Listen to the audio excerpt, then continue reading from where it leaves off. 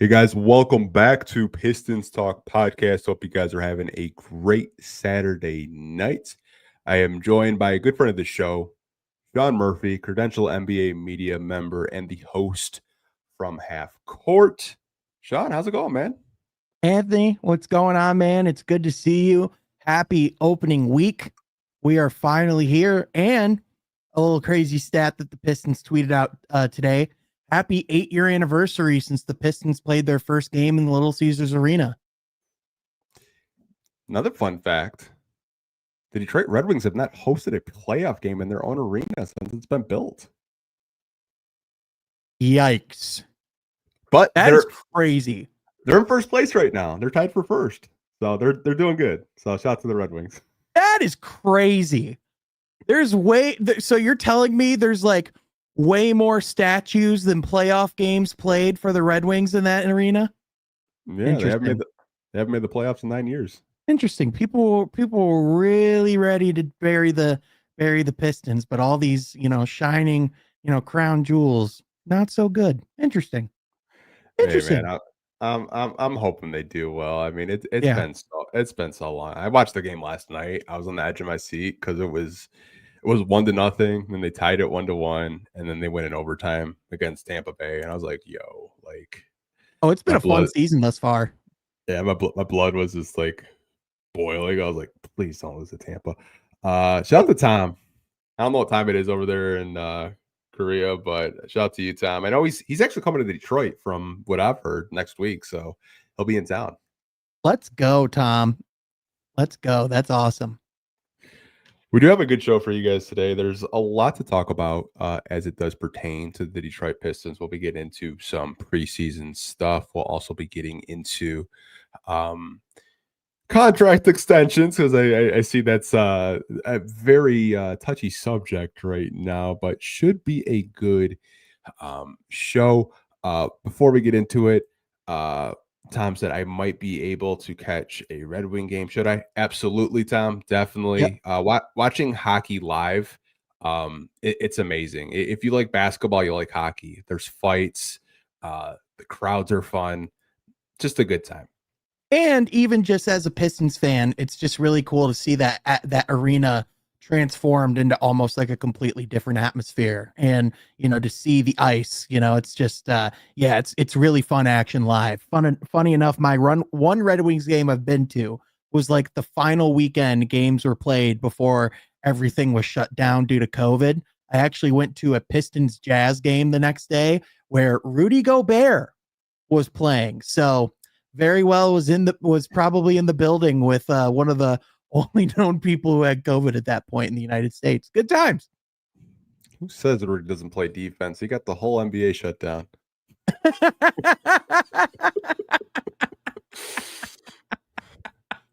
Good one.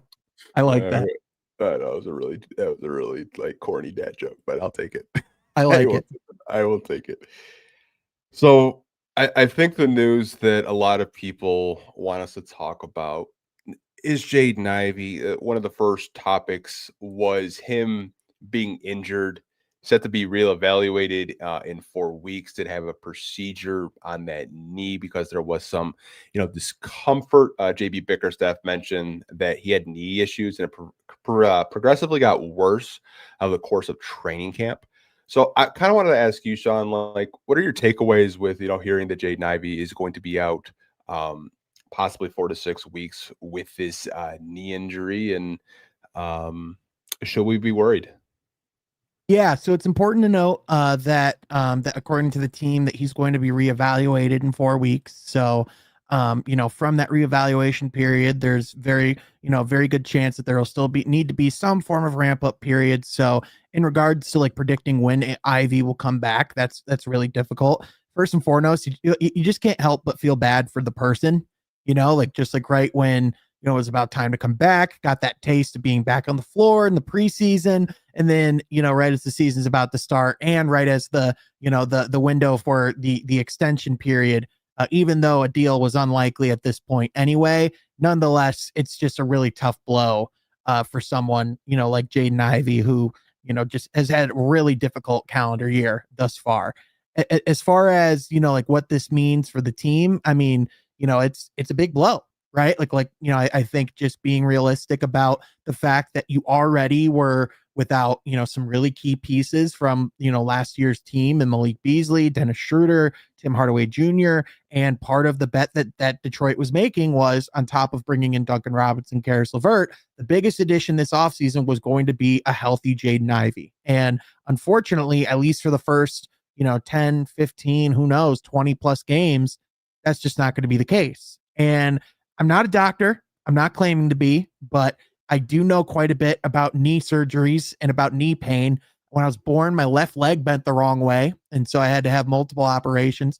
That's a story for a different day. But, what I can tell you is knee surgeries are complicated as heck, and the recovery period is different for every single person. And, the unfortunate reality is even for something where, I remember at the time it was like, well, this is the best case scenario. The way that it broke, it was a clean break, it's easy to operate on, all those different things. That doesn't mean that some form of complication can come down the road. And unfortunately, that's exactly what we've seen here. And I know a lot of people were, because I think one of the, biggest beefs people have with, the Pistons, or, like people who follow the Pistons, is the communication around injuries. And I think where it's tough with something like this is you don't really want to cause panic, but at the same time, you can't really say what you don't know.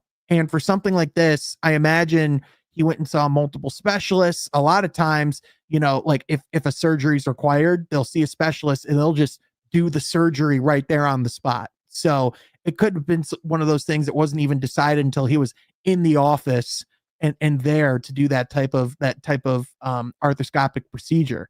So all that to say, really hope that he's able to come back healthy. It's just the reality of it is this is just, another obstacle in the way for the Pistons, unless, somehow, some way Malik Beasley gets cleared in the next week and can join the team and be on the roster in 2 weeks. Like, I'm just assuming he's not going to be on the team unless I'm told otherwise. So all that to be said, it's just another obstacle for this team to overcome. And certainly for, JB Bickerstaff and his coaching staff, some difficult decisions and things that you're going to really have to experiment with. I was honestly shocked. Yeah. Because like we got told day to day, like on the 15th, and then the next day or two, you get that PR email, you get that Shams notification saying like, yeah, he's gonna be out 4 weeks. He'll be reevaluated for 4 weeks. I did talk to a physical therapy doctor because I was curious, and they said in most cases it's 4 to 6 weeks. But like you mentioned, everyone's different. Everyone heals differently. From what I gathered, these surgeries are very non-invasive. They're not that major, because I think anytime you hear the word surgery, I think people like, oh crap, like he's going to be out for a long time. I think a thing where what really stood out to me was a quote that JB said during the preseason, saying like, we're trying to get everybody just 100% healthy. We don't want anything nagging. And I think, Jaden could have went into the season with this injury, been day to day, and it progressively could have gotten way worse. The way I look at it, and if you want to take a silver lining out of it, you might as well get the surgery now, go through the rehab for the next 4 weeks, and, maybe you're available to play end of November, early December. Yeah. I think that's a silver lining to it. Obviously, it does suck that he's not going to be in the starting lineup, but that's just my 2 cents with it. Hope he's doing well. I mean, all the stuff that we heard about, like how, he was hurt he hurt himself during training camp, even that NBA TV Real training camp. I was watching it back, like you could actually see him limping, like during like a segment. I was like, oh crap, like maybe he wasn't 100% healthy. Yeah. And, I think you bring up a lot of good points there. One quote that really resonates with me, or that I remember hearing quite a bit from, a guy that you and I really like and follow, Brian Windhorst. A saying that he used to say a lot is, there's no such thing as a non-invasive knee surgery, because surgery is still surgery. To your point, this isn't the type of major operation that is a months long recovery where he's going to have to go through the same level of rehab and physical therapy that he did to come back from this previous injury. But that doesn't mean that it's not still a surgery and a procedure that could come with its own sets of complications. A lot of times guys get scopes, fixes a lot of the issues that are there, and things are good. Unfortunately, we've also seen in the past in Detroit, like there is precedent for players having scopes and things not going well. A Blake Griffin, is really the name that comes to mind. Now, Jaden Ivey has far less mileage on his body than Blake Griffin had. Blake Griffin's injury, he really rode that knee through like a season that he probably shouldn't have, but did for the city of Detroit, which, by the way, you should 100% respect him for, not boo him for. That's a whole other, again, a conversation for another day. But, again, it's one of those things where it's probably not going to be that situation, but at the very least, it's something to continue to monitor. So for fans that see, oh, he's going to be out 4 weeks, I just urge you to remind you that it says reevaluated in 4 weeks. So in reality, we're probably talking about, like, realistically speaking, we're probably not talking about Jaden Ivey being back in the lineup until December. If we're being conservative. Yeah, I mean, I think people see the 4 weeks like, oh, he's back in 4 weeks. Yeah. Reevaluated doesn't mean back. Yeah. He's going to get checked out again by the Detroit Pistons medical staff and the medical team. He's going through his rehab. He'll be going through this rehab for the next 4 weeks or so. And we'll get another, update like they put out on their Twitter account, on their PR account. They'll give an appropriate update of how the rehab is going, how he's progressing, and maybe within the next 4 weeks we will actually get a timetable of when he could be back. Not promising anything, but that's just sometimes how these evaluations go. They give you kind of like maybe a quote unquote timetable. I think December realistically is probably when you will see him, but JB seemed like sucked, but hey, there's a reason why they went out and got a Karras and a Duncan, and it does kind of raise the opportunity for other guys that are maybe a little bit behind in the rotation that might get an opportunity to play. Yeah, I definitely think that you're going to see like JB going to have to go deeper into his rotation and kind of rely on certain guys. Like, to me, if you're talking about like the golden opportunity for a Marcus Sasser to establish his role permanently on the team, I think that's right there. But also another guy is, like, this is a great opportunity for a Dennis Jenkins as well. And the way that two-way contracts are structured, you only have a certain amount of games that you can play in or that you can hop into before, before you've reached your limit, and you have to spend the other time playing on the G League roster. But this would essentially be the situation you would use those NBA minutes for, right? So I definitely, the thing that's interesting to monitor though is, I'm not sure if you caught this either, but at the one home game that the Pistons had in the preseason, Marcus Sasser was also in street clothes, said he was dealing with some hip tightness on the broadcast. That could be nothing, but I'm just evaluating what I see, and I've seen a lot more Dennis Jenkins in the preseason than I've seen Marcus Sasser. In fact, Jenkins led the team in minutes in the preseason, and from everything I saw, even at the fan preview, he was competing and going out and playing really hard. And everything I hear, from people in the organization, people who work at the Crews or the Pistons, is how much they love him as a player, but even more as a person. And I would also point out that this is one of the first players that Trajan Langdon brought in from outside of the organization. This is one of his two-way guys, and Marcus Sasser being one of the last draft picks of Troy Weaver. So just pointing that out because that does tend to be relevant. Well, we'll definitely talk about Dennis Jenkins later. I was talking to his trainer. Shout out to Coach Hart. There's some stuff that I do want to share on the podcast, but I did want to kind of stick with Jaden Ivey and how it does pertain to the starting lineup. So right. I wanted to ask you, because I feel like they could go a couple different ways. Who do you think will, start in place of him while he is out? I think to start, you're going to see Duncan Robinson in the lineup to begin the season. For one, that's what we saw in the preseason. But also, I just think that's what makes the most sense from a rotation standpoint, especially with Karis LeVert wanting to be with him wanting him to be mainly their like second unit point guard and kind of the backup, point guard off the bench. I think he's going to be their sixth man all season if they can help it. And I think for Duncan, having that shooting in the lineup, someone who has length, even though you're not going to have someone who can come in and play the Jaden Ivey role.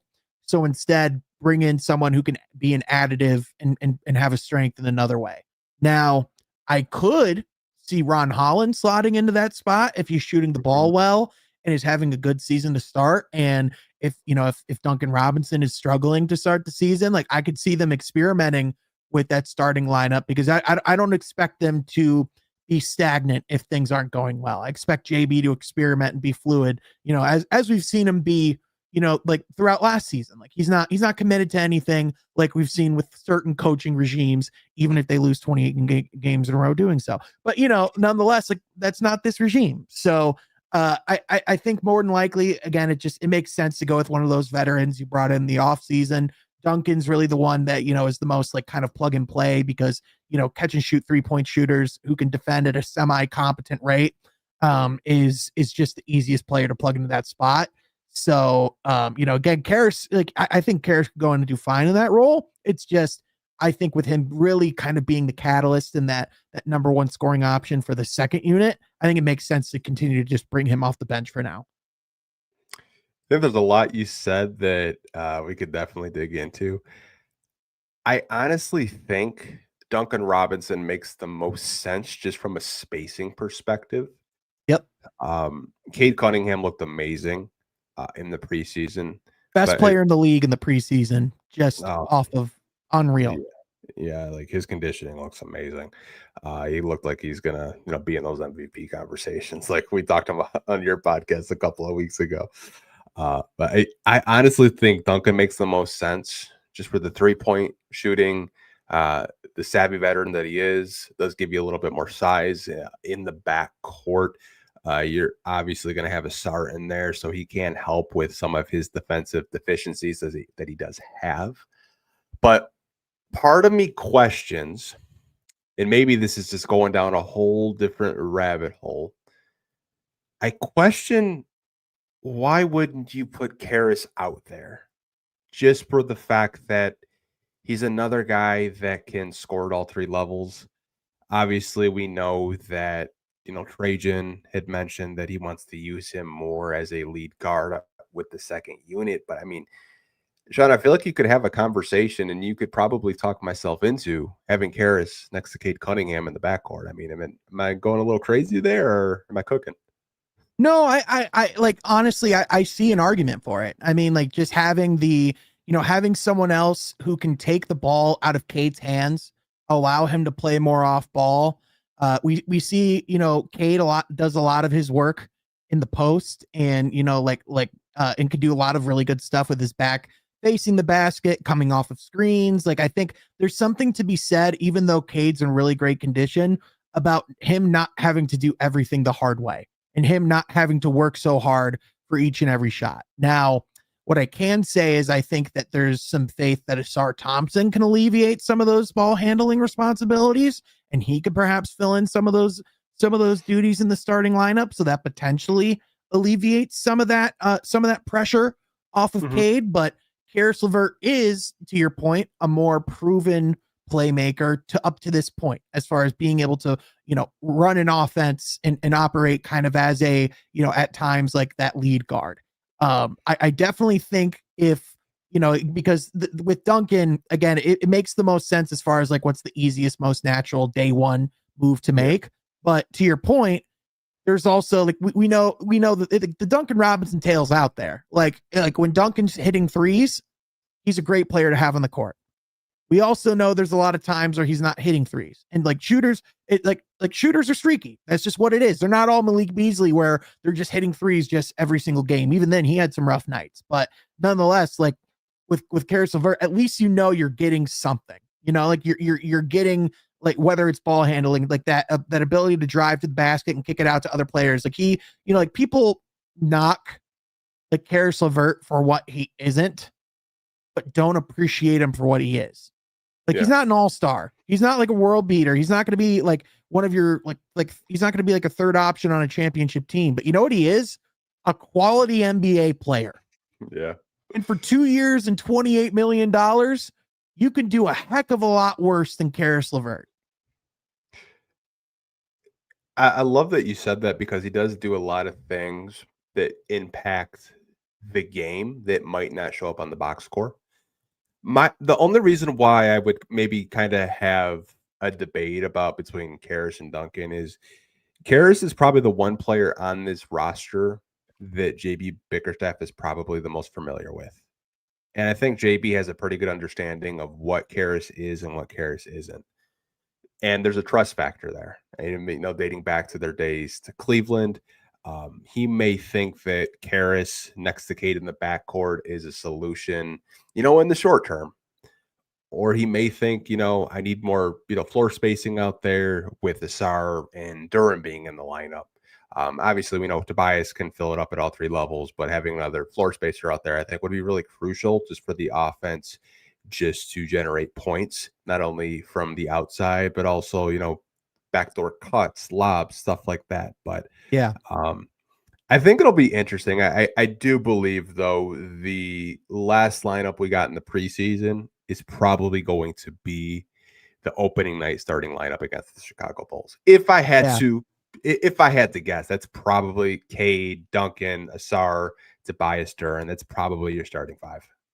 Yeah, the way that teams treat the final preseason game in the NBA is a lot different than how teams treat the final preseason game in the NFL. Whereas in the NFL, a lot of guys are shut down. They just kind of phone it in and are just ready for the season to start. In the NBA, like, for all intents and purposes, for anyone that knows anything about theater at all, it's like the final dress rehearsal. Like, they throw out, like, that is the closest thing to a regular season game as they're going to get. That's why Cade played 2.5, 3 quarters in that preseason game at home. That's why they, really were trying the way that they were. So, yeah, I definitely agree. Also, can we talk about the fact that we have our guy Hart listening from his graduation ceremony right now? Can we address that? That is crazy and awesome. Congratulations. I will put that on the screen. I'll read it for the people that are watching live right now. Jay Hart is probably one of my favorite OG subscribers. This is our 4th podcast this week, and he's been in every single one, Sean. So he says, I'm currently at my graduation ceremony, about to receive my master's, listening out here in Phoenix. Had nothing else to do while we wait for the ceremony to start. Yeah, he's a day one subscriber, man. I always appreciate having conversations with him. Always brings a lot of great takes and insight when we do our questions and answers segment after these post-game podcasts. But shout out to Jay Hart, man. Yeah, absolutely, man. Congratulations. I mean, I don't know if Jay Hart can top Bravo, but I mean, Bravo is a doctor. He'll tap in from time to time, and he'll leave his patients in the waiting room. And he used to come up on here and do Pistons podcast with me a few years ago. I don't think Jay Hart can beat Bravo, but I mean, someone in the lobby is blood pressure is really low. I really need the doctor, and they're like, just 1 second. He's talking about Henry Ellenson in the operating room, real quick. Oh man, I like some priorities. Some of my subscribers, man, I love each and every one of you guys. You guys just bring so much fun conversations. And they keep me going. I don't know about you. It's sometimes we have Chuck Brewer in here, giving us both a hard time. We have Jay Hart, we got Tom. I don't even know what time it is. It's probably late, but Tom's tapped in. So I appreciate everyone watching right now. Yeah, absolutely. It's always crazy to see where people are tuning in from or what they're tuning in during. It's things that you just never would envision, but it's definitely, it makes the journey a heck of a lot more fun. That's for sure. It really does. It really does. One of the players that you touched on a few minutes ago was Donis Jenkins. And a question I wanted to ask you, because every time I was watching the preseason, especially when we were looking at backup point guard, because I feel like that's just such a topic that we've just talked about ad nauseum for the past, I don't know, 12 months. Yeah. Could you actually see him being the backup point guard considering Jaden Ivey is set to miss some time and Marcus Sasser currently is dealing with a hip injury? I don't think it's out of the question, just from the fact that, as I said a few minutes ago, and I'll say it here again, he's a beloved member of the organization for the Crews and for the Pistons alike. He's someone that works insanely hard, and personally, just objectively speaking, I've yet to watch him and not come away impressed in some light. Like even in that game in Cleveland in the preseason a couple days ago. Yes, it's the preseason, but Cleveland was playing a lot of their guys. They were still trying. They were still applying pressure. And even though like there's still obviously things that he can work on and areas where he can grow in his game, like I still think it was pretty apparent that like he kind of struggled once he had to put the ball on the court at certain times, which Cleveland, like their defensive pressure is like at the top of the league. So that's difficult for almost any guard. But nonetheless, he still found ways to be productive and to execute and to be successful. And he can shoot the three really well. He's someone who's pretty comfortable with scoring and getting his own shot if he needs to, but he's also a pretty natural playmaker and is pretty comfortable playing within the flow of the offense. Like he's had some really high scoring and assist games with the Motor City Crews, which, those high scoring games, it's like in the G League, we see those all the time. Those can be a little hard to actually like gauge, because if you're a borderline NBA talent, you should probably be able to go score 30 plus in the G League. But those high assist number games, those high passing games, that shows that he can elevate his teammates, run an offense, make people around him better. And those are what you look for in an NBA team. Plus, he has the size, he has the athleticism, like he has the temperament. To me, it's like I think he has just about everything you need. It's just the opportunity. Like he's only played in about 7 NBA games right now total. And he's just kind of in that limbo spot of being on a team who's looking to win games, but also kind of does have that gap and that need. But there are other players that you want to slot in first. Like I do think like that is the kind of that interesting limbo where it's like you still kind of want to see what you have with Marcus Sasser, because you kind of have like another year or two where he's not super expensive and you can figure out what you have there. But if we're putting the two side by side, like Sasser's probably the better scoring guard. Like he's probably, like more of a dynamic, shooter by like a more dynamic ball handler. But if we're talking playing point guard, with all due respect to Sasser, it's not even a competition at the moment. No, and that's been the hammer I've been just like pounding the table with, because I don't know how many weeks. I think you've been on podcasts with me where people have asked about Sasser. He's just not a facilitator. I mean, he can do it, but I don't really think that's a natural strength of his. It's more of just scoring, isolation, 3-point shooting, getting to the basket. I was so impressed with him, not even in the preseason, Sean. I was impressed with him in the summer league. I was impressed with what I saw this past season with the Motor City Crews, especially the second half of the season. Felt like he really elevated his game. I was impressed with him at the open practice. He came out, he was competing in that. And most guys were just jogging around. Yeah, he just goes hard. He just goes hard whenever he plays.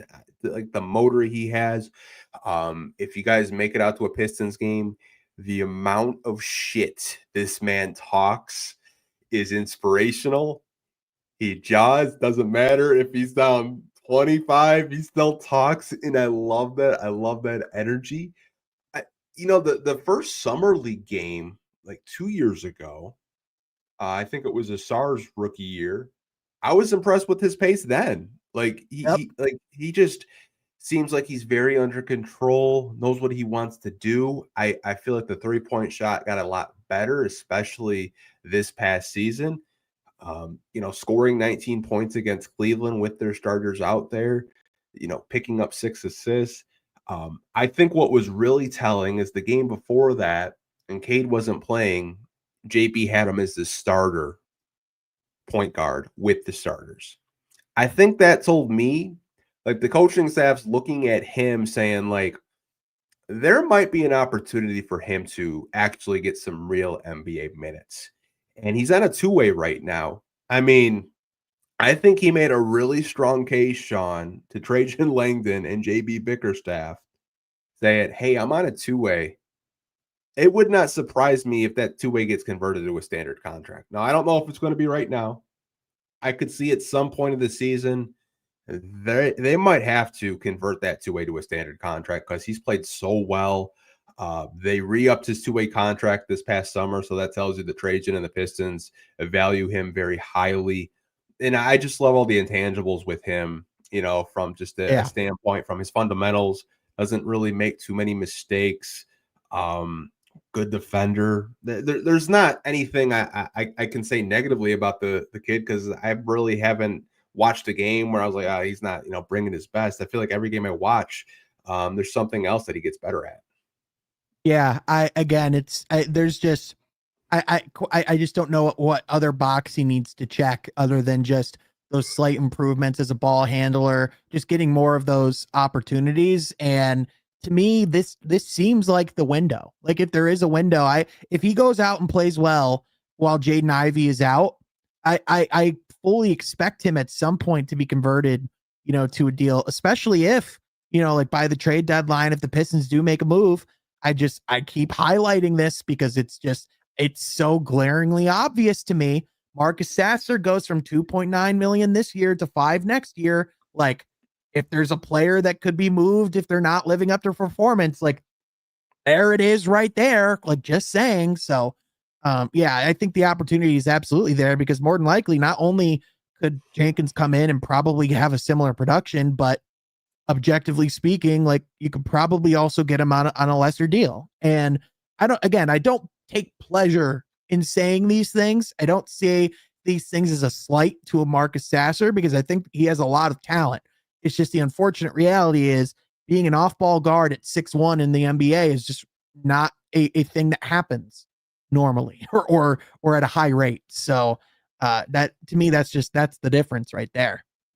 Yeah, I mean, if you want to just like bring from a contract perspective, obviously, Sasser has been drafted. He was drafted the same year as Asar, and then he's extension eligible going into next summer. So, I mean, those are the conversations you do have to have.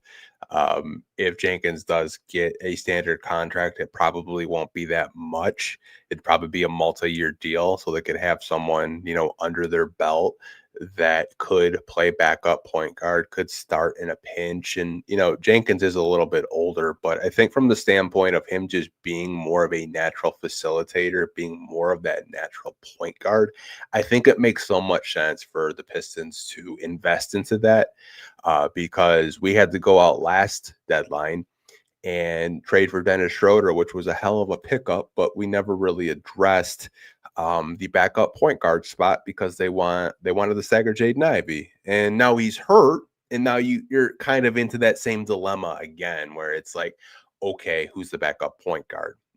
Do you really feel confident with Karis LeVert being the backup point guard each and every game? So I'm rooting for the kid. I think there's a really strong possibility. It's not just a strong preseason. It's the strong summer league that he had. It's just the past 2 years of just being impressive. And I think that's why the coaching staff played him as much as they did. Hey, you mentioned I think he led the preseason with the Pistons in minutes. I can't say anything like bad about him. It's just he's just such a very intriguing player to me. He's maximized all of his opportunities thus far. And when you talk about what earns players those like the opportunity that we're talking about, it's maximizing everything that comes to you and treating it like it's like it's an opportunity to showcase yourself. And whether it's an open practice, whether it's a summer league game, whether it's playing against Donovan Mitchell in Cleveland, Ohio in the NBA, like he's done it. And so I think it's time to give the guy some real run in the NBA. Same here. It'll be interesting to see with these cuts. I know the Pistons did make a few cuts with there some G League guys that'll probably be in the crews with like Dawson Garcia and Bryce Williams and others. So it'll be interesting to see who's on that 15-man roster and who those 3 two-way guys are, because good chance that he could get his two-way. You never know with that last roster spot, but I did want to stick with the preseason. I know we kind of talked about Jaden Ivey. We talked about who could be, in the starting lineup to replace him. Just talked about Donis possibly being a backup point guard. But what were your takeaways with the preseason, if you did have any? Was there a player in particular that maybe we haven't touched on that piqued your interest, or just an overall thoughts with it? Yeah, I would start with the overall thought that the identity hasn't gone anywhere. Like Hmm. that wasn't, like the demeanor and the way that team plays was not a fluke. Like that did not go anywhere. And so seeing that like very prominently throughout the preseason was definitely encouraging in that light. It was cool to see Asar Thompson be able to kind of get more run. Then he led all the starters in minutes throughout the preseason. And it was kind of fun to see him a little unleashed in, kind of more of what his role can be this season, of some of the more ball handling responsibilities, and, just seeing him wreaking havoc the way that he usually does. Um, I know this is another bell that we've been ringing all off season, but it just continues to ring true. I'm really fascinated to see what a year two Ron Holland run can be, because he already looks significantly improved in some key areas. Specifically, that jump shot is looking real.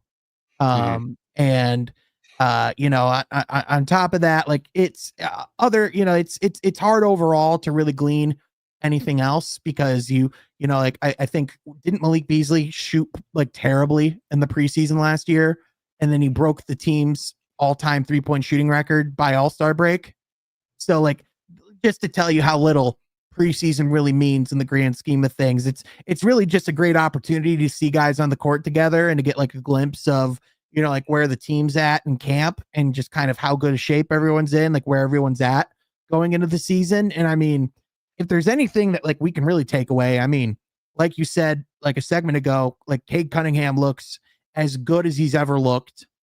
And I've heard his body feels as good as it's felt since high school, and it shows. I mean, just like the nimbleness, the athleticism, the flexibility that he has, and just he just seems like he's at a different level athletically than he was before. Granted, let's also note he's playing in the preseason, so you're not going up against all NBA guys. So it'll be interesting to see, again, just when they go to Chicago, what they're going to look like against the Bulls. Obviously, the Bulls are probably going to very prominently remember how those last couple of games before the All-Star break went last year, and will probably be pretty motivated to not have that type of start to the season. But at the same time, I mean, there's reasons to be encouraged, and despite the injury stuff, a lot of things to be excited about going into the season. I agree. Cade looked phenomenal. Something we talked about on your show, on your podcast, was conditioning, and like what it would take for him to kind of take another just leap and a step. And man, he looked unstoppable. Yeah. Some of the layups, man, especially that alley oop that he had to catch from Tobias. Like, some of them were just crazy. Granted, it's not up against starters, but I think it kind of showed you like what he worked on this summer, and he looks like, I, how do I phrase this? He looks even better than he did last year, and I thought he looked great. It Yeah. looks like it's a whole nother level, a whole nother gear. Like the 3-point shot looks good. Getting to the free throw line looks good. The defense looks great. Like, he just looks really energized. Looks like he's already in midseason form. Like, I knew that there was another gear with Cade. I just didn't know like how fast he could kind of elevate his game. And I know, granted, it's preseason, but man, that looks like a top 5 player watching him out there. Yeah, I think he firmly enters the chat for the top 10, top 5 conversation this season, if that's the Cade Cunningham that we're getting every night. And I mean, the 3-point shot looks as good as it's ever been, which I think that's tied to the conditioning, in my opinion. I think he's always had a really good jump shot. It's just been the matter of having the legs to get it off. It's always been, a lot of shots coming up just short, or not quite having the gas to finish some of those opportunities. But I mean, again, if that's the Cade Cunningham that Detroit can expect every night, I mean, he's gonna have very little problems. And so, again, that's just everything you want to see from your franchise star already in year 5, really year 4, based off of the year 2 injury, but somehow year 5. Can I mention a player to you that's probably not getting a whole lot of shine that I came away with and just really impressed? No, okay, go ahead on that. Go ahead on that. I was really impressed with Javonte Green in the limited Yeah. time that he got. Being Yep. a disruptor, being a defender, he did hit a couple of 3-point shots, which I know he's not like, a 40% 3-point shooter, but no, league average, like around 32 to 33%. He's a guy that I think JB might lean on a little bit more than I was expecting this year, just based off of the preseason. He looks good. Yeah, he fits the system really well. And I'm sure that's one of those guys that like JB probably went to Trajan and was like, "Hey man, that's someone who doesn't get enough run." Like that's someone like who could come in and play a role in some capacity. And if I mean, I can imagine, like, can you imagine some of the lineups that you can possibly have if you really want to go small or like still kind of like have that length? Like we could see some really funky lineups this year. Like, can you imagine like Cade, Sasser, Asar, Green, or like Holland, Asar, Green, and I like beef stew. I know that's 6 and you have to like take someone out. You know what I'm saying? Like I can't do math, but all that to say, like you could throw out some really funky small ball or like positionless, like Yeah. really weird lineups. Yeah, he was yeah, I get what you're saying. I mean, I think it was the first preseason game, Duncan Robinson decided to go to the bench and he didn't have a sub and it was like 4 versus 5. I was like, Yep. yeah, that's preseason basketball. That's Oh the game yeah. I love. This isn't hockey, fellas. Yeah. There's like a certain point, even as someone who like as like a basketball lover, I feel like it's like you watch the first half of preseason, it's like, oh, this is great. And then you see like the second half, you see very different lineups on the court.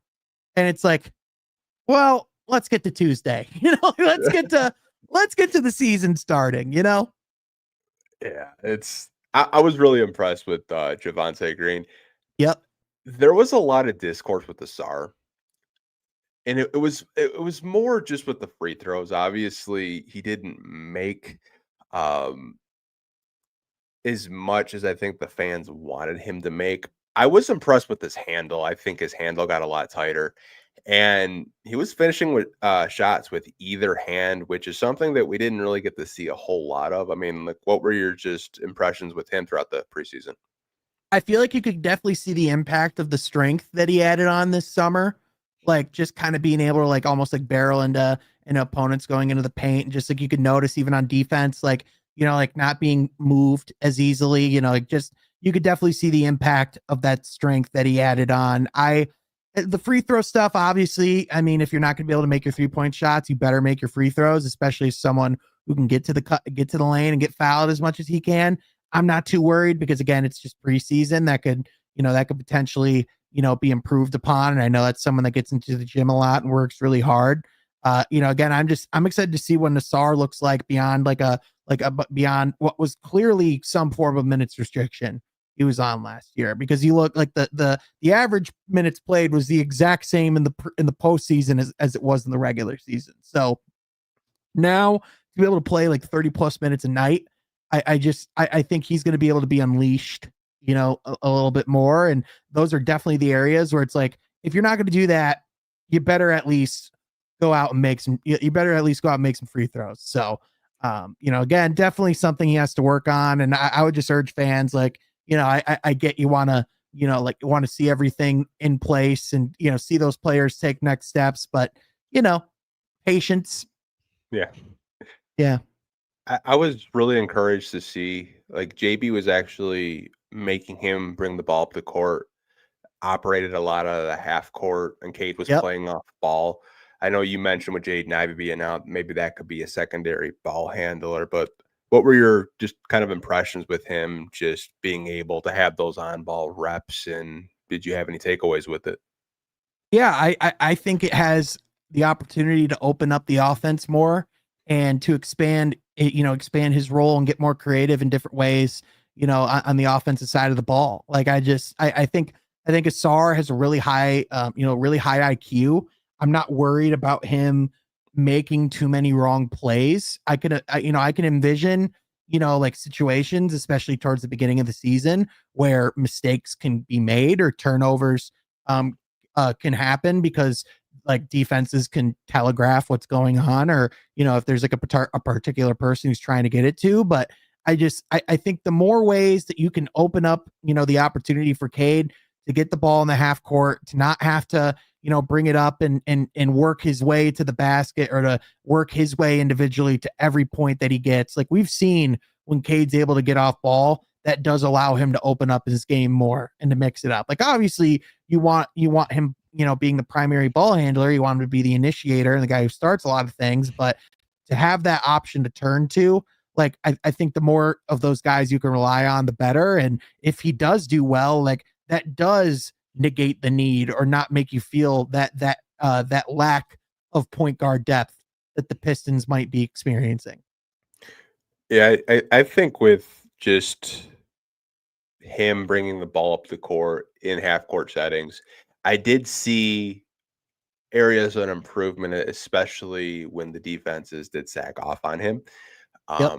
I think there's maybe, I don't want to say it's a bad habit because he did turn down some 3-point shots. There were some opportunities where he was wide open from three. He did shoot a 3-point shot, but it didn't even hit rim, which I know Fred Vincent, said on a recent podcast that, they're working on free throws, they're working on mid-range and stepping out to the 3-point line. But I think it's just a process. I think fans just automatically want him to be developed. And this is like his first healthy off season, which is kind of wild to think about because he's going into year 3. But I mean, I felt there were some takeaways with the SAR, both positively and negatively, but I think it's just a process with him. And it might take him a couple of years just to, fully, being able to take the ball up to the court, hit those 3-point shots, get to the free throw line, make his free throws. But overall, I was pretty impressed with him. Yeah, I think there's so many areas of his game that he's so productive in, and things that he does so well that do make up for some of those shortcomings. And the fact that he is a player that is, as like that is not perfect by any means. Like there are fundamental flaws in his game, but he's still so good. And even without a 3-point shot is still seen as like a prime breakout candidate. Like to me, that says everything in itself. And I think it's the biggest compliment you can give to someone in the NBA is the fact that you can be one of the, like you can still be on the court and be really hard to keep off the court and not even have a 3-point shot, when a 3-point shot's never been more important. Yeah. I mean, I think that's why so many fans were kind of saying like, develop your handle and get to the free throw line. And, you can still stay on the court that way, which I felt like the handle was improved. Did get to the free throw line. Just need him to make it like around 70%. I think he shot like 64% last year. But overall, I think there were a lot of takeaways with him. One more player I want to ask you about, and we touched on it, Ron Holland. I think it's going to be really difficult to keep him on the bench this year. Yep.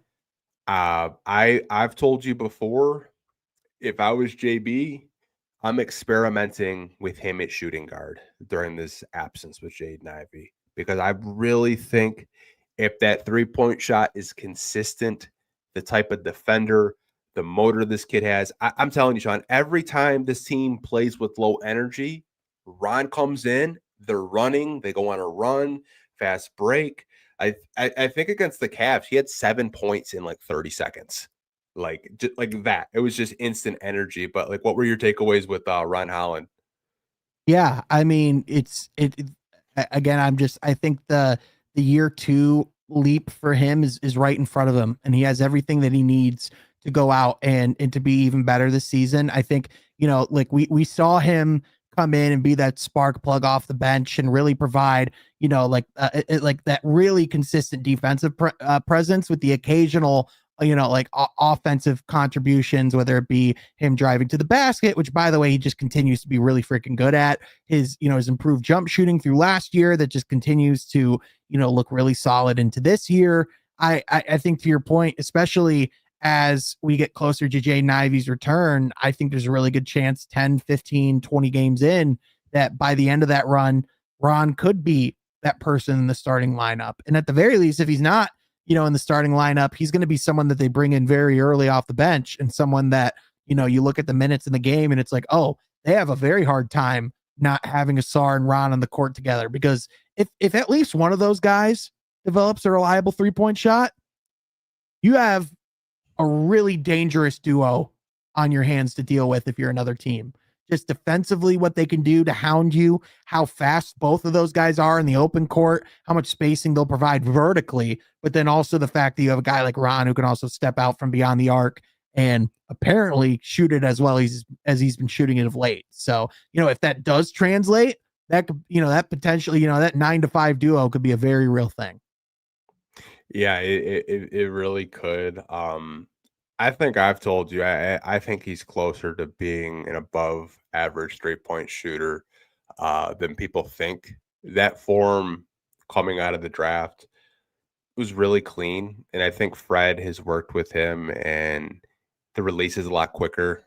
The landing space looks a hell of a lot better. Straight up and down, no wasted motion. I think there's a real chance that he's going to be in the starting lineup. Could see him at shooting guard, could see him at small forward. Who knows? JB might just go absolutely crazy and have one of those guys at power forward. But I mean, there's a lot to like with him. And those are the, 3 guys that I was looking at. I also saw, Stu shot way more threes in the preseason, which I think is something that a lot of us were kind of asking, why weren't you shooting threes? We even saw 2 big lineups last preseason game. But I mean, you expecting Stu to be more of an offensive threat this season? Yeah, it definitely seems like there's more of an emphasis for for him to shoot that 3 if they need him to. I think Stu from a post touch standpoint is a little underrated as far as like what he's able to do when he is close to the basket, as well as like obviously his ability to space the floor. I definitely think that's someone that they can rely on, more on the offensive side, especially on that second unit. I think they're going to need more from a little bit of everyone, because, it's not just the 3-point volume that they have to replace from a Malik Beasley. It's the scoring volume, because, he was the second unit offense. Like there were other players who scored on occasion, but through hell and high water, it was Malik Beasley providing the scoring for that second unit. And so, I think he's certainly someone that, like he's really good in the pick and roll. He's a fundamentally sound basketball player. And he's always, done pretty well with his touches. Like, again, is he a world beater? No, but he's more than capable. He's tough as heck around the rim. And, I think if given the opportunity, he could definitely go out and thrive. And, I continued, like, I can definitely continue to see him like develop into kind of like that, not like prime Al Horford, where he's like a Hall of Fame player, but like, like later career Al Horford, where like you're still like a really like solid contributing player that does everything really well and is just really high character. Yeah, I mean, defend the rim, space the floor, can pass, set some good picks. Yep. I think there's a lot of value in Isaiah Stewart, especially, off the bench. Don't know if JB is going to do that 2 big lineup. I kind of like jokingly said it on a recent podcast. I was like, well, we don't have a backup 4. Hey, Stu, come on down. Like, I don't know if JB's going to do that, but it'll be interesting to see, because he did shoot a lot of threes under the Monty year. I think he shot like 38% that year on pretty good volume. So it'll be interesting to see how much he is used in like pick and pop situations with the second unit, or even if he's out there with Cade and the starters. But I just need him to, if you give me good 6 to 8 points off the bench, I think I'm good. Yeah. And honestly, just continue, like whatever you do, like with like the floor spacing, just don't keep him away from the basket for too long, because he's a really good rebounder.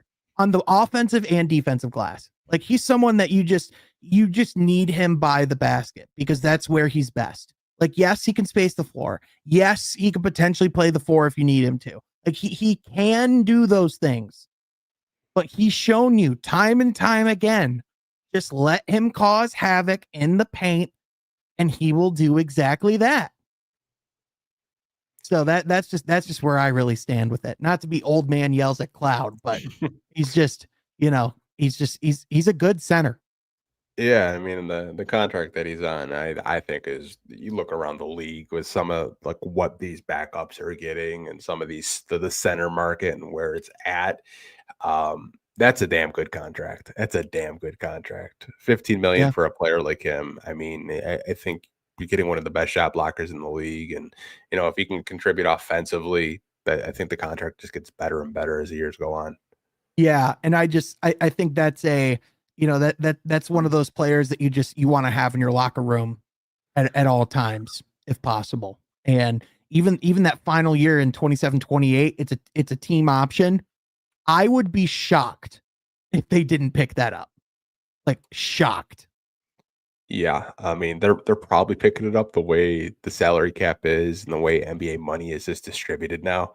Yeah. You'd have to be a fool not to pick that up. I know we're projecting years away, but I would like to assume that this team is still fairly competitive in the Eastern Conference, and maybe they're a top 3, top 4 seeded team in the East competing with all the top dogs out there. And I feel like Stu is one of those guys that might not show it in the box score, but just from a culture standpoint, you mentioned it, just a voice in the locker room, a leader.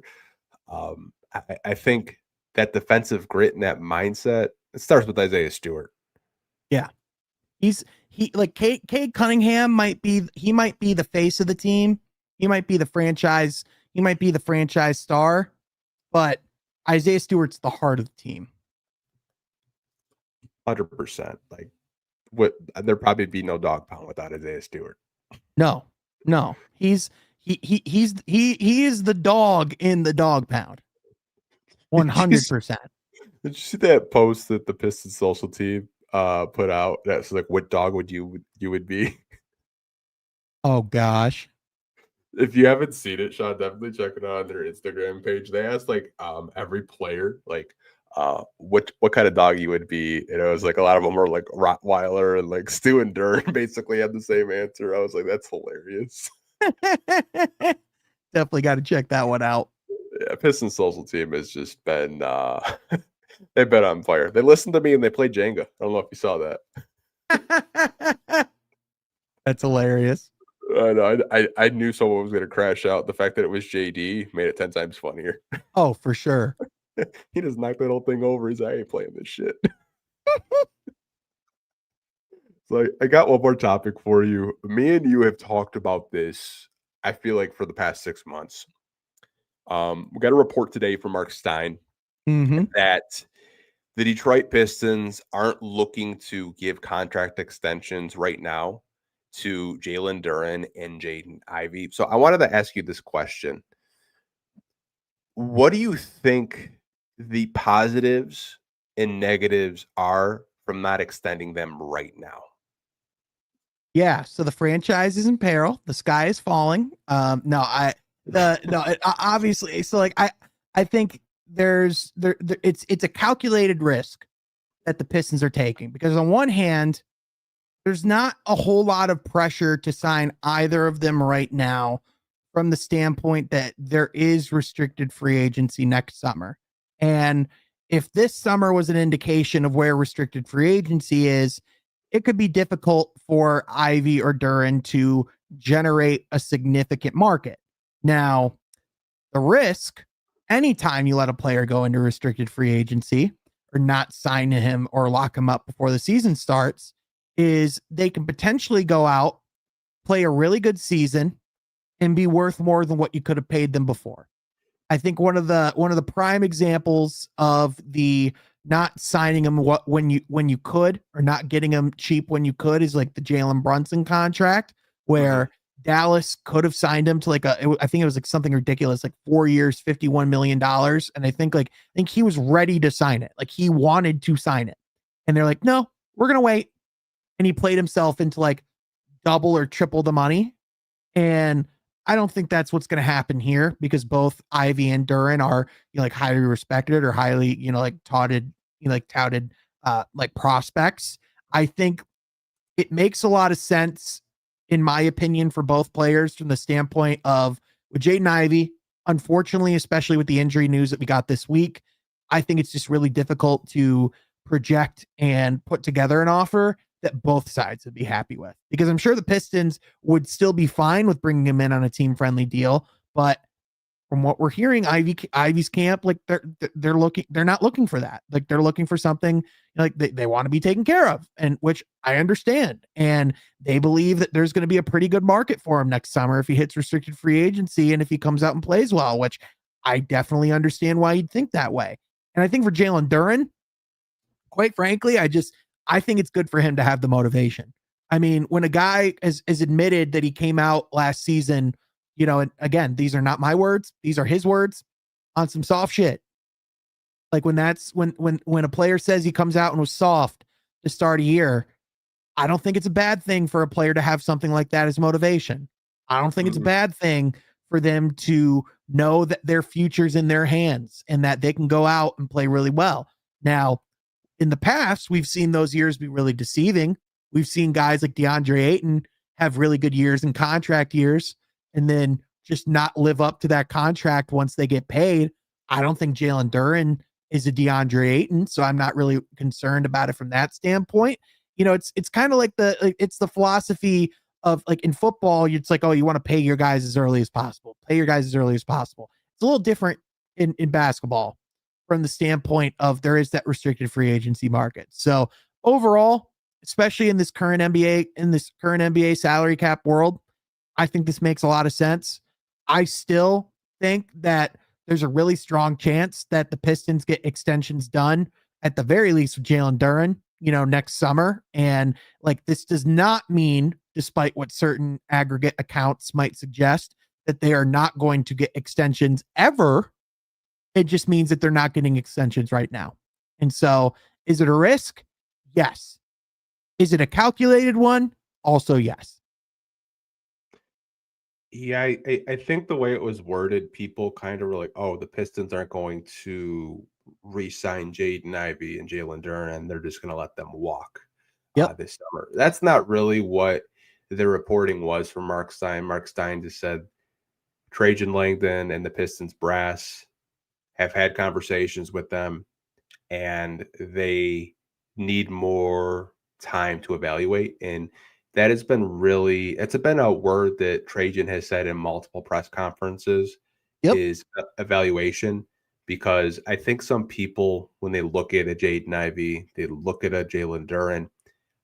I honestly believe that Trajan needs a little bit more evidence before he's really going to commit long-term dollars to either of these players. And I can respect that because Trajan didn't draft Jaden Ivey. He didn't draft Jalen Duren.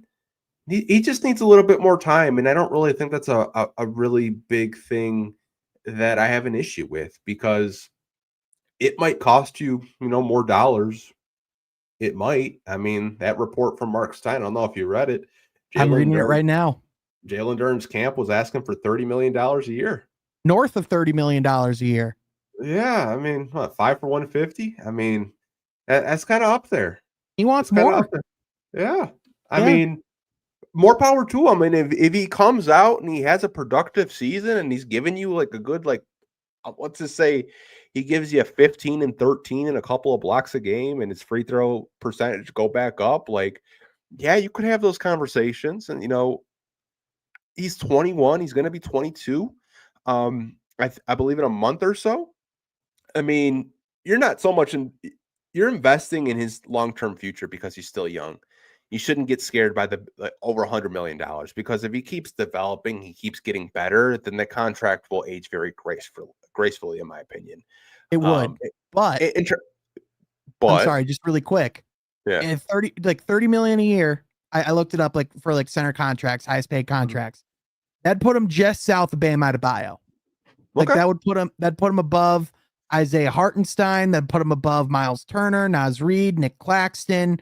Like, so not to say that like I don't think he can reach that level, because I absolutely think he can, but with money comes expectations. Yeah. And that's the reality of it. So I'm sorry to interrupt, but I thought that was, just to put perspective of where that would put him in the hierarchy of centers as far as salary goes. No, I think you added a lot of context to the conversation, and I think when you're talking about the top 8 centers in the league, you have to bring those guys up. Obviously, you mentioned first 25 games of the season, he called himself out at the podium when you guys were asking him questions, and he said, "Yeah, I was on some soft shit. I haven't been playing up to the standard that I need to play." Um, I I honestly think though, Trajan has spoke very highly of both of these guys. It sounds like internally they want to keep as much of the young talent as they have, and um, I think he's just scratching the surface. I really do, Sean. I think there's a lot in there. I think there's a Yep. mid-range jump shot in there. I think defensively, I think he's making more of an effort to be alert in terms of protecting the rim. Um, and I think JB and the coaching staff, talks to him every day of like how good he possibly could be. I mean, you mentioned Bam Adebayo. I mean, who's to say he can't be a similar type of player? Absolutely. We talked about Cade Cunningham being in good condition. I was watching Jalen Duren in the preseason. I mean, he was kind of running up the court very gracefully out there. He looked like he's in really good shape. And, going into a contract year, that's going to motivate you to go out and try your hardest each and every night. So, I mean, more power to him if he wants north of $30 million. He just has to go out there and prove it. And I think it will put a chip on his shoulder to try to go out, be productive, and, try to get that next big boy contract. Yeah. And I still think like if we were to put percentages on it as far as like likelihood, I think there's still like a 99% chance that Jalen Duren is extended and is a Oh, yeah. Detroit Piston. Unless Cade Cunningham just suddenly doesn't like throwing him lobs anymore, which they were the league leading lob duo last year. Like I just don't see that being a thing. And so those two are just so good together in the pick and roll. And like you said, there's just so many different areas that Jalen Duren can expand his game. It's just the other element of this as well is when you talk about the flexibility, we keep throwing around that buzzword. What that really means is, let's say by the trade deadline or later this season, whatever decisions Detroit wants to make from a salary standpoint, you can't just think about your salary, especially if you're trying to acquire like an all-star caliber player who has like multiple years left on a contract. You can't just factor in your current salary cap. You have to factor in your future salary caps as well. Yeah. And so, like, it's a lot harder to make those moves if you already have like an additional 60 or 70 million per year tied up in salary, which you very well could have with both an Ivy and Duren. So I'd put Duren at like a 99%. And I don't want to like put like any speculation or anything out there. Like this isn't reported. This is just my gut feeling to me. Like with Ivy, like it really is just a 50-50 at this point. It could go either way. And the reality has been and will continue to be, unless any of these, like conversations are qualmed or he's really penned for long term, he has always been the most logical trade chip if Detroit were to ever go make a significant move. He's always been the most logical centerpiece of that type of move, especially with Detroit's lack of significant salary capital. Significant like draft picks and capital in that respect. Yeah, I think in terms of Jaden Ivey, the conversation is completely different. Yep. Just for the fact that there's been injuries, there's been weird situations with head coaches that didn't play him where, Yeah. There's been Monty Williams. Yeah, I mean, if he would have played there in the Monty year, we probably have a little bit more concrete evidence in terms of, can this backcourt work? Should I lock him down or should I look to trade him? I think with Jaden Ivey and his camp and what they want, I would be probably telling you like it's probably around 28 to 32 mil, like around that range. I honestly think that if there was a deal this summer for him to take that was below that, probably says no because there's Yeah, no point of him signing that. Like he's betting on himself. Um, the injury news is just bad timing, bad it luck, in my sucks. opinion. It Yeah, sucks. Because in the back of Pistons fans' mind, and I'm sure you've seen this, we've even had people in the live chat talk about possibly trading Jaden Ivey. Um, People mentioned we were better without him last year, which I mean, if you add context of the situation, you can go down that rabbit hole. Sark yeah, can get his minutes restriction lifted until Jaden Ivey did get injured, but um, circling back to the contract extension, I'm kind of with you. I think there's a lot more pressure and the time is ticking with Ivy just because the contract and these are such crucial moments for him to play next to Cade Cunningham under JB Bickerstaff. And now you possibly have to wait till December to have those minutes. And then the trading deadline's in February. And then I think a lot of people are going to be speculative. What did the Detroit Pistons do? And I think it also depends on the standing, Sean. Like if they're not up to par with what the organization feels, those trade rumors might heat up a little bit.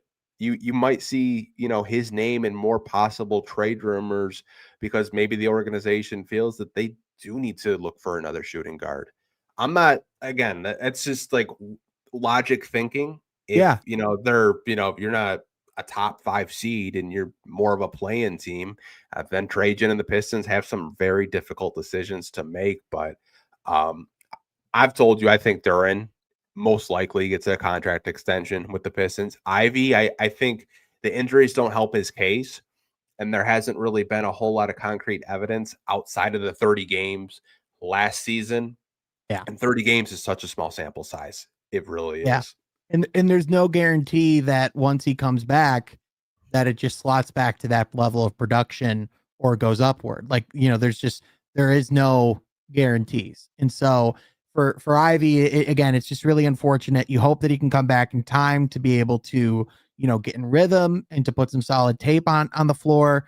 But even just from like a trading standpoint, this not kind of make it harder to trade him as well? Just from the standpoint of, if you're a team, like, is that as desirable of an asset right now as it was January 1 before the injury? Like unfortunately that does kind of change the value and like the risk reward of like what you're getting versus like what you're like what you're giving out. So I definitely don't think like I don't want it to be like doom and gloom here. And like I don't want us to like make it sound like Jaden Ivey's played his last game in a Pistons uniform or this is like the death note on his career with the Pistons, because that's not the case. The reality is, and what we're really saying is, this is just another uphill battle that he has to face. And unfortunately, this doesn't silence the trade conversations like he probably hopes it would or hopes he Yeah. could. I mean, if you're just looking at it, if he is a little bit of a step slow and, the Pistons aren't like a top 5, top 6 seed and they're struggling a little bit, those conversations get a lot louder from, national media. They get a lot louder from people in other organizations. I mean, I remember reading an athletic article from John Hollinger, and they only valued Jaden Ivey as 10 million a year for a contract extension, which is wild to think Yeah. about. And it's not because of the player that he is; it's just the A availability. circumstance. Yeah. Yeah, it like I said, him getting his leg just taken out from under him, it's not really his fault. The arthroscopic surgery, obviously he had issues with that in the training camp, but I'm rooting for him. I hope he does get extended. I hope both of these guys get extended. Um, you draft these guys, you fall in love with them, you get attached. Like I see Tom saying, if we end up trading anyone from this team, it might break me. You get so attached to these players when they get drafted. Like that Cade Cunningham's going into his 5th year. Like him getting drafted seems like last week. Like the years just go by so fast, and you just get attached to these guys. But sometimes I have to remind myself, like, not everyone in this team's going to be here forever. The NBA is not that type of league. Just the millisecond you get comfortable, the NBA's back to remind you it's a business, and it always will come back in some way or somehow. And yeah, like you said, it's like, Detroit, like, even though there has been a lot of change around the margins, really ever since these guys have come in, there hasn't been a foundational change to this young core. And like you said, the reality of it is, come February, like, the chances are this time next year, one of those guys is in a different uniform. Who it is, that's the different question. But we're just telling you, like, who's probably leading the house right now. If we're making FanDuel odds, we all know who's at the top. Yeah. Don't bet sure. Malik. I'm sorry. That's probably too soon. Wish you well, Malik. I shouldn't have said that. Anyway. We can cut that out. Yep. Yeah, it's Tom saw it. Tom's like, don't say it. It's like the Walter White sitting in the car, like, no, don't. Yeah. I don't know, man. I'm wishing all these guys well. You also have to remember, like, Asar Thompson is extension eligible going into the following summer, so it's like everyone definitely will get a new contract. Will it be with the Pistons? I'm not really sure. I know D-Buck actually asked a question, more of like just a perspective from him. He says, in my opinion, you have to look at Duran and Asar and see which one is going to be the third scoring option.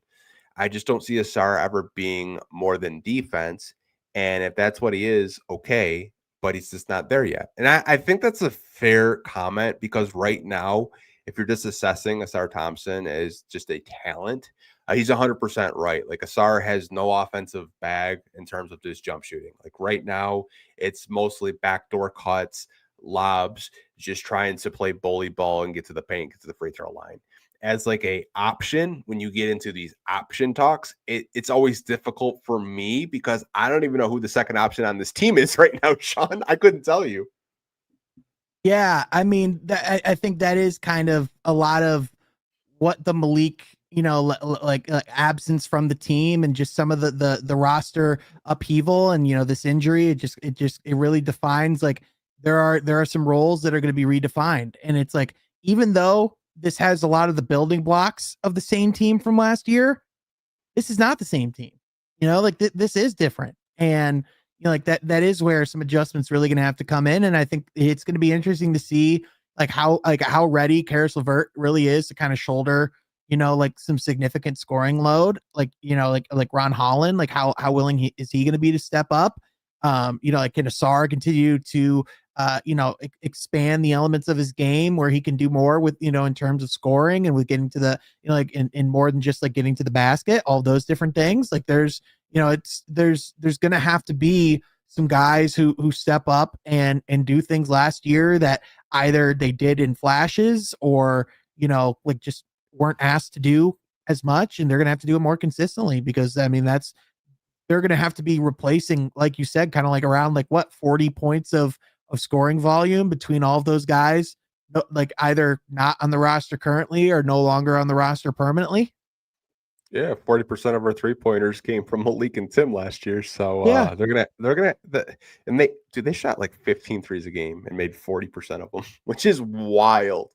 And I'm telling you, Malik actually made the Pistons a middle of the pack 3-point shooting team, because if you look at like their percentages, like, he accounted for so much in the season he had. Was incredible. He's kind of like prime Klay Thompson out there, just offensively with his like his 3-point shooting. It was incredible. I mean, the crazy thing is, statistically, it was better than any Klay Thompson prime season. Like, from a volume standpoint, like, that was one of the greatest 3-point shooting seasons we will ever see. Yeah, it's honestly crazy. Like, when he broke the record at All-Star break, I was like, man, he might like go for 300 the way he's at. And like, Yeah. I still can't believe Anthony Edwards hoisted like what was it, like 18 threes to beat him by like one or two for the Yeah. whole season, bro. Yeah. That's crazy. I mean, that's Ant though to a T. I mean, that's how competitive he is, and also the fact that it's like a former teammate of his and someone that like, he gets along with. It's like there's that extra level of pettiness that comes into it. Yeah. I know I saw your comment because he's just like text me, you're like, it's your turn, bro, with the pool. Yep. I'm I like, dude, I'm still waiting for him to play 8-ball. It's scared. You don't want that 8-ball smoke, man. I cracked up. I was surprised by how much that one banged. Yeah, I saw it. It was like 5,000 likes. Like, oh damn, look at Sean over here. I didn't expect that one to pop up like that. I thought it was funny. I didn't think it was that funny. Oh, that was definitely NBA Twitter funny when I saw it.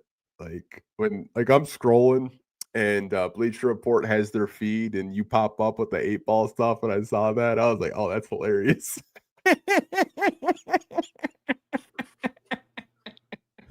So yeah, I was pretty proud of that one. I know this week you had a very eventful week. And Tom saw it and he says, burning question for Sean, Cade Cunningham or LaMelo Ball? Oh my gosh. One thing I will say about that whole situation, I don't really want to give any particular people any light that they don't deserve. I think Keith Black Trudeau said it really well, like when he said like it doesn't represent the entirety of Hornets fans, and Twitter's not really a reflection of reality or the real world. But what I will say is if you do go into the research and you do dig into it the way that I did over the last couple of days, like there's not even a conceivable argument for LaMelo Ball over Cade Cunningham. Like there's not a statistical argument. There's not a intangible argument. Like the only thing that like LaMelo Ball leads Cade Cunningham in is Instagram followers and traffic violations. Like those are the only things that LaMelo Ball has over Cade. Like that's it. Oh, and I guess Bill's at the tattoo parlor. Like LaMelo Ball is like really fun to watch, but like there's Chris Vernon from the Mismatch. He's like one of my favorite, another podcast I really like. The analogy that he uses with LaMelo is he always plays like there's like the audience is full of hot chicks. Like that's the way that LaMelo Ball plays basketball, is like there's always a girl in the crowd he's trying to impress. You would think based off of his highlights, he's like a top 5 point guard in the NBA. Yeah. He's good. Don't get me wrong. He's really good. It's just there are plays from him where I'm like, wow, that's impressive. Yeah. And then his lowlights are just as good as his highlights. It's like, what was that? Yeah. Yeah, it's like his highlights are as like his highlights are as impressive as his lowlights are dumbfounding. And the reality of it is like there's a lot of things in his game. Don't get me wrong. Again, if we're just talking talent, LaMelo Ball is a tremendous talent. But a lot of the like aspects of his game, like just because you can shoot 3-pointers off of 1 foot doesn't mean you should shoot 3-pointers off of 1 foot. And on top of that, like he shoots like 11 like plus threes a game. I believe eight of them a game last year were 25 plus feet away from the basket, which is like a really deep three. And of the top 11 in 3-point volume from 25 plus feet out, he was 11th in percentage. He has a worse percentage from 25 plus feet out than Victor Wembanyama, than Jordan Poole. Just to like give you an idea of like some of the people, he's not good at it. So why are you doing it so much? Like with Cade, like the thing, like the difference, like, yeah, there's a lot of times where like what Cade does, like doesn't look as sexy or as flashy. And even like the things where he does do those incredible plays, like that alley-oop finish against Memphis, he did that because there was no other way he was finishing the alley-oop. That like he had to do that in order to make the basket. Whereas like with LaMelo, it's like he's doing it just cause. And that's fine if you're winning. How many times you see those highlights and they're down by 20 or 30? or it's always double digits. And so like I know this could be clipped and like the Hornets, like I do think like their new like with their new ownership, the new front office with Charles Lee, I actually liked a lot of the moves that they've made. I think Brandon Miller's a really solid player. I like Con Kneppel. I think he can be a really good like 3-and-D player. All that to say, if this is like if LaMelo doesn't turn it around and like really show it at this point, win. Yeah, I mean, and their head-to-head record against each other is not a good argument as to why one's better than the other. It's just not. Yeah. It's stupid. I mean that's a team stat. That's not really like over 6 games. Yeah, I mean that's kind of crazy. I feel like this is my perspective from it, just like kind of just being an outsider and just looking at it. Charlotte felt like they were sitting at the same table with the Pistons in terms of like where the franchise has been. And the Pistons got their shit together and they're not sitting at the same table. Now they're sitting at the cool table with all the other kids. They got their shit together. And Charlotte failed that 9th grade math class that they just can't get out of. Yeah. That's Charlotte. That's Charlotte to me. Like, yeah, you got LaMelo, you got Miles Bridges, Brandon Miller. Con Kneppel is going to be an interesting piece, which I kind of felt Con Kneppel was probably the safest draft pick where they were at. I felt like they could have been, at least taken a little bit of a chance, but you look at their draft history, dating back to the Bobcats, like they've tried to make like splashy draft picks and it hasn't really panned out for them. I think they'll be improved, but I've told you I just don't buy the Charlotte stock. I know our guy Eric Vincent, he's buying into the Charlotte stock. I'm still not, man. I just don't buy it. Yeah, at the end of the day, dysfunctional teams do dysfunctional things, and until they show that they're no longer a dysfunctional team, I just expect dysfunction. And here's what I will say: if they don't get to 30 wins this year, then like what are we doing? What how do you feel comfortable going forward with like LaMelo and all? Because he's getting close to like this is what, year 6 for him. He came in the same year as Isaiah Stewart and like Killian Hayes and those guys. This is his 6th season. Like we're getting to the point where this is supposed to be like your prime here soon. So like, if not now, when? Right. It's a situation where it's like, yeah, I mean, you hear it from, I was listening to the Hoop Collective, like Tim McMahon like went off on LaMelo Ball saying like, I don't buy the stock. He makes some really nice highlight plays, but he also makes some boneheaded plays where Charles Lee has to take him aside saying like, well, why did you make that pass? Why did you shoot the ball with 22 seconds on the shot clock? Like it's a situation where good player. It kind of feels like another fan base wants to have a fan base or a debate or a rivalry with you, and it's not really a rivalry. It's just kind of funny. It's just like the Pistons have more of a history than the Bobcats or the Hornets, or felt like every other year they were going from Louisiana to North Carolina when I was a kid. But I mean, the other reality is I'm a basketball fan first. So it's like, I want LaMelo to be good because the league is awesome when LaMelo's out there and playing well. But like, I'm also going to like not be deceived by what my eyeballs show me. And like, I can read statistics, which another word for statistics are facts presented in data. Yeah. I mean, so yeah, it's a learning lesson with this whole situation and this week you had, because I would like to announce my retirement from non-Pistons Twitter Spaces.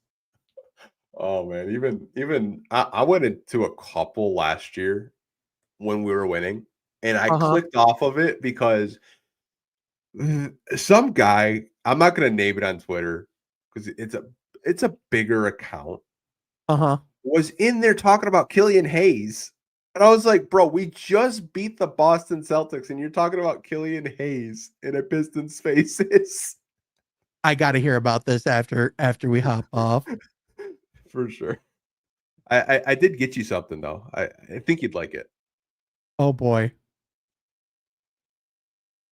Yes! My goats. I don't even hate the Hornets is the thing. Me either.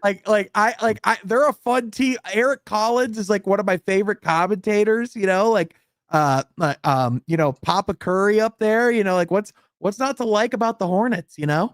Right. Other than some really crazy people that root for them. Yeah. I did want to put the comment on the screen. I know Tom has been very interactive with the podcast tonight, but Tom's the GOAT.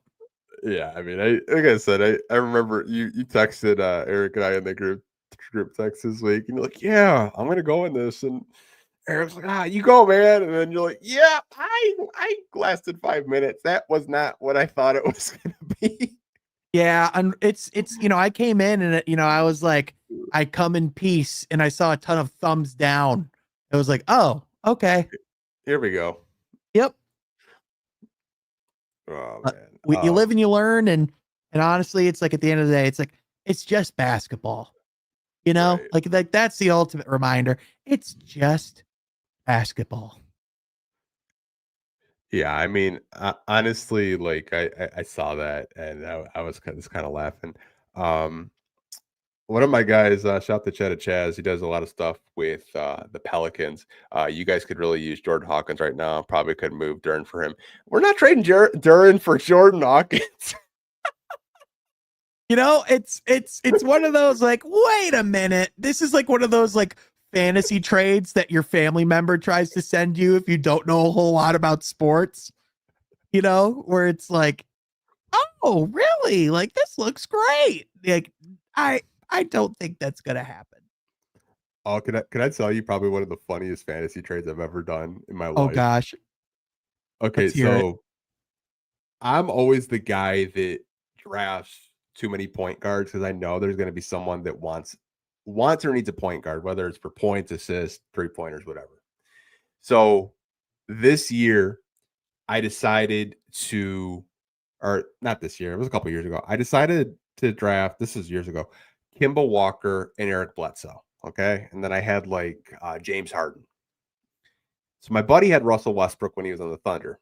And I trade him Eric Bledsoe and Kemba Walker. Eric Bledsoe just tore his ACL as soon as that trade went down. So I had James Harden and Russell Westbrook as my point guards on my team. And I won that championship so fast, man. That was probably the funniest fantasy trade that ever went down. I think it was the same tweet when he said, "I don't want to be here," and then he got waived. It was just like a whole thing. I have not done fantasy basketball in so long, man. The last one I did was with like James Edwards and the Athletic, and it was like 20 guys. And I got so much anxiety during that draft because like every guy I wanted, someone took. I was like, fuck. Like every 20 seconds. Fantasy basketball is fun, but at the same time, it can be a lot more work than fantasy football, where it's like in football, you can really like, and you can set your lineup like once a week and kind of forget it. But like with how many injuries there are, last second, like scratches, game time decisions, like it's become more of a job to do NBA fantasy than it probably should be. Yeah, I always did the head-to-heads, which I mean, like managing a fantasy basketball league, it's way harder than fantasy football. Fantasy football, I feel like takes like way less effort. Maybe you kind of strategize maybe a day or two for the week, and then you're just kind of chilling. Yeah, basketball, it's just like you never know. Like I remember, I was so pissed. I had Carmelo Anthony on my team when he went for like 62 at the Garden, and I had that guy on the bench that night, and I was like, "Bro, come on." Yep. It's like for some way, somehow, like whatever fantasy sport it is, I always have the wrong guy on the bench. Yes. always have the wrong guy on the bench. It's really a I, skill. dude, I had Devin Booker when he went for 70 on the bench. Like, Yeah, I can that think would. of, yeah. And I I'd was hate behind it. on the points that week. I would never play fantasy basketball again if that happened to me. I would be permanently demoralized. I still won that week. I don't know how. I think I won like 5-4 that week. But Okay, scratch that. If I lost to the guy that left Devin Booker who scored 70 on the bench, then I'd never play fantasy basketball again, or I'd probably just never watch basketball again. I don't even know how I won that week. I looked. I was like, it's like you won 5-4. I was like, oh my god. He must have How? had he must have drafted only players with torn Achilles, or just not on the court whatsoever. We were playing categories, which is like way harder than head to head. So I had a bunch of 3-point shooters. So I kind of was ahead of him on the points. Oh, I okay, think yep. the only thing he had me on were steals and blocks because he had like Hassan Whiteside Yep. when he was. If people don't remember, Hassan Whiteside, like during his Heat days, like really early on, was blocking like 5 shots a game. He was like going absolutely crazy once he got called up and signed. But I mean, Yep. that was years ago. I have not really done fantasy basketball in a long time. Yeah, I remember that season. It's like, is Hassan Whiteside the best center in basketball? Yeah. A Raptors podcaster who's in the Players' Choice NBA show, he's always disingenuous towards Cade. Oh, apparently there's a Raptors content creator that has been talking crap about Cade. I mean, deservedly so. I mean, we've been kind of shitting on the Raptors over here, so maybe you heard a couple of podcasts. I think I'm maybe gonna just learn my lesson on this one and just let him. Yeah. I think I maybe won't hop on a Twitter space about this one. Yeah. I mean, like whatever people got to do to justify, their guy. Unfortunately, it's just what people do. They have to belittle the other team's guy to justify why your guy's better. And sometimes it's just okay. You can feel what you can feel. It's just there's also just reality. Yeah. I don't know. Like if it's like maybe guys outside the media, there are very few people that I will actually listen to like talk basketball that I respect. Like Kenny Beckman is probably one of my favorites out there, just as an NBA creator and a content creator. But I mean, like there's just so many other like NBA content creators that speak positively, or they're not like idiots like talking about your favorite player or your team. But I mean, um, I think once you go into like these fan page spaces or these guys that maybe are credentialed or maybe, are season ticket holders, they have their agendas. They talk Yep. wild, they talk crazy. But I mean, overall, I feel like as basketball podcasters and content creators, we do a pretty good job of covering the team and being objective as possible when we can. Yeah, I do my best. I really do try to just approach it from sheerly being a, the perspective of a media member. I really try to remove, whatever bias that I can. I think inherently you're always just going to feel more confident about what you see up close and Mhm. what you see every day versus the things that you don't pay as much attention to and some of the more unknown, commodities and figures out there. So, for people who are questioning, oh, well, how is Detroit positioned? It's like for me, it's like, well, I know what they did this summer. I know what every player's mindset is going into the season. I can't say that about the Phoenix Suns or the Milwaukee Bucks or New York Knicks or, but I can say that because I know the team I cover, So I think it's just natural for us to, to have a different level of confidence for guys that we see what they do day in, day out. But I think also it's with some of the losing that we've experienced or seen, through the team that we cover, I think we also just know the reality of what this team isn't and at the same time of what they are. Yeah, I mean, we have content creators in the Pistons space that they drink the Kool-Aid a little bit to say, and that's okay, man. I'm never gonna tell a fan how to fan. Everyone's right to their opinion. Mhm. Um, and I try to be respectful as possible with anyone that I do talk to. But I appreciate you as always, brother. Always coming Yeah. on doing podcasts with me. I know we always have a good time. I do want to give you the floor to promote your Twitter, what you do over on your YouTube channel, which you guys should definitely check out. Sean does a lot of great work with his podcast From Half Court. And I know, lately you have been writing articles on Substack. So Yep. I need to tell the people where they can find and support you at. Yeah, absolutely. Number one, Twitter at Sean Half Court. That's where I'm going to be doing a lot of my, like content and, day-to-day coverage, any latest updates whenever I go to games. That's going to be the first place I go to publish any content. Then obviously there's the podcast, which is going to be, a couple times a week. You can find that on, on YouTube at From Half Court. And as you said, I'm doing more writing this season as well. You can go to fromhalfcourt.substack.com to subscribe for free, not asking for any money for any of that content whatsoever. So want some more Pistons in-depth coverage and a little bit of a different perspective, you can head on over there as well. But Anthony, I always love coming on the show, man. Thank you so much for having me. We're doing it about once a month, I'd say, probably for over like the last few months, and always a pleasure whenever I come on. So I'm here anytime I can be. So appreciate you, man.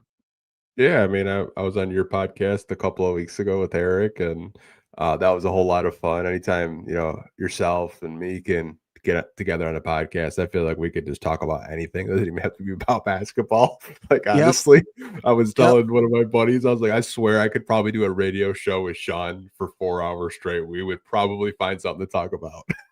Oh, absolutely. We could probably just be scrolling Twitter, and then it's like, you could just find it. We could take a dumb meme and it's like, oh, there's a segment. Yeah. Honestly.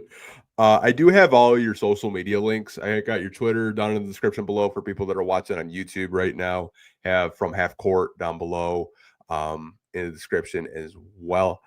Didn't put your Substack. I'll probably add it after we're done with this, but no worries. Appreciate you.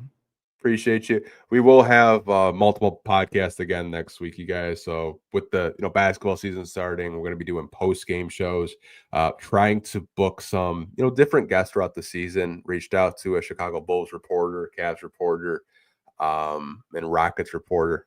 Something I want to do is kind of talk to other NBA reporters throughout the week of their team and what they think of the Pistons throughout the season. But we will see you guys next week. Take care. Have a good night. And as always, go Pistons. Peace.